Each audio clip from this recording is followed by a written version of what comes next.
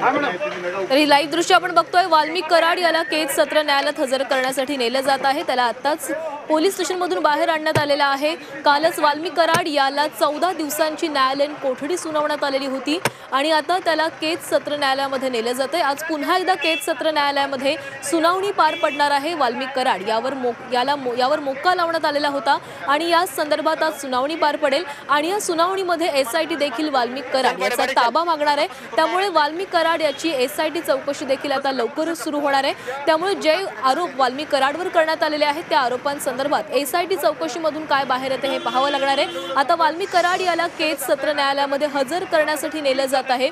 आज पुन्हा एकदा केज सत्र न्यायालयामध्ये सुनावणी पार पडते आणि मोठ्या पोलीस बंदोबस्तामध्ये वाल्मिक कराड याला केज सत्र न्यायालयामध्ये नेले जात आहे। लाईव्ह दृश्य आपण बघतोय। वाल्मिकला कोर्टात हजर करण्यासाठी नेलं जात आहे। मोठा पोलीस बंदोबस्त आपल्याला या ठिकाणी तैनात दिसतोय। काल देखील या एवढ्याच मोठ्या पोलीस बंदोबस्तामध्ये वाल्मिक कराड याला नेण्यात आलेलं होतं। मात्र काल केस कोर्टामध्ये नेत असताना पोलिसांनी वाहनाचा रस्ता बदललेला होता, मार्ग बदललेला होता। त्यामुळे आज नेमकं कोणत्या मार्गावरून वाल्मिक कराड याला नेले जाते हे पाहावं लागणार आहे। काल देखील सुरक्षेच्या कारणास्तव पोलिसांनी आपला मार्ग बदलल्याचं कळत होतं। काल अनेक ठिकाणी आंदोलनं करण्यात आलेली होती। त्यानंतर जेव्हा वाल्मिक कराड याच्यावर मकोका दाखल करण्यात आला, यानंतर वाल्मिक कराडच्या समर्थकांनी देखील आंदोलनं केलेली आहेत। त्यामुळे आज जेव्हा त्याला पुन्हा एकदा केज कोर्टामध्ये हजर केलं जातंय त्यावेळी देखील वाल्मिक कराड याचे समर्थक आंदोलन करतात का हे बघावं लागणार आहे।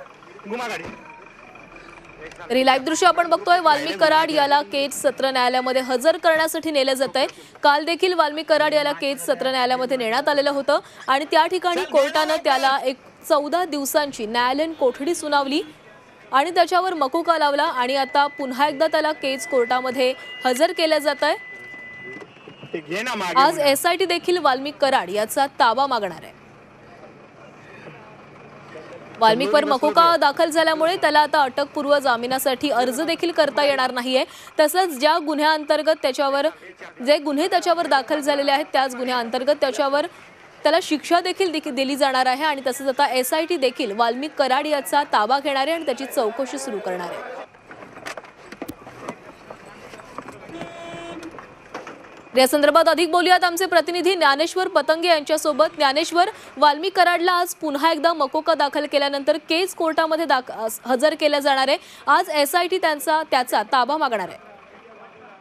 अगदी बरोबर आहे। काल कोर्टानं समन्स वॉरंट बजावल्यानंतर आज त्याला जेलमध्ये नेलं आणि आज वैद्यकीय तपासणीसाठी त्याला शासकीय रुग्णालयात नेण्यात आलं होतं आणि त्यानंतर काही वेळामध्ये त्याला आज केज कोर्टामध्ये दाखल केलं जाईल। काल त्याला मोका अंतर्गत त्यावर गुन्हा दाखल झाला। मात्र आज त्याला कोर्टात हजर करण्यापूर्वी वाल्मिक कराडला कोर्टात हजर करण्यापूर्वी त्याच्यावर संतोष देशमुख यांच्या खुनाचा गुन्हा दाखल करून त्याला अटक दाखवली जाणार। काही टेक्निकल म्हणजे काही न्यायालयीन प्रक्रिया पूर्ण करून जवळपास तासाभरानं वाल्मिक कराड याला आज केजच्या कोर्टामध्ये दाखल केलं जाणार आणि आजची जी सुनावणी असणार आहे ती विशेष करून संतोष देशमुख यांच्या खून प्रकरणात वाल्मिक कराडचा नेमका काय सहभाग आहे त्या संदर्भात असणार आहे आणि कोर्टासमोर सरकारी वकील आणि वाल्मिक कराड याचे वकील यांचा युक्तिवाद होईल आणि त्यानंतर वाल्मिक कराडला यामध्ये पोलीस कोठडी किंवा एसआयटी कोठडी मिळते आहे का न्यायालयीन कोठडीमध्ये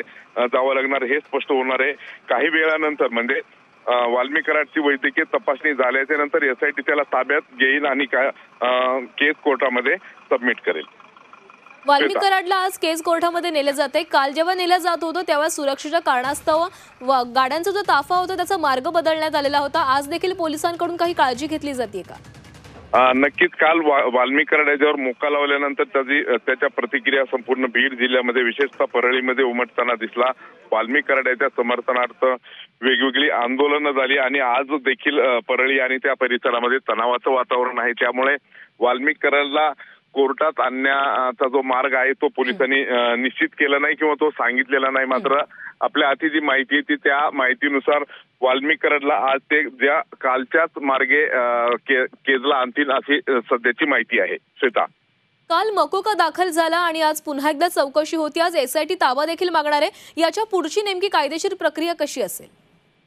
आज वाल्मिक कराड याला कोर्टामध्ये सादर केल्यानंतर त्याच्यावर सुनावणी होईल आणि त्यानंतर खरं तर एसआयटी कडे त्याचा ताबा अधिकृत जाईल आणि त्या एसआयटीच्या ताब्यात गेल्याच्या नंतर म्हणजे कोर्ट त्यावर काय निर्णय देतं, एसआयटीच्या कोठडीमध्ये त्याची रवानगी करतं की न्यायालयीन कोठडीमध्ये रवानगी करतं, यावर त्याच्या तपासाच्या पुढच्या दिशा खरं तर ठरणार आहेत.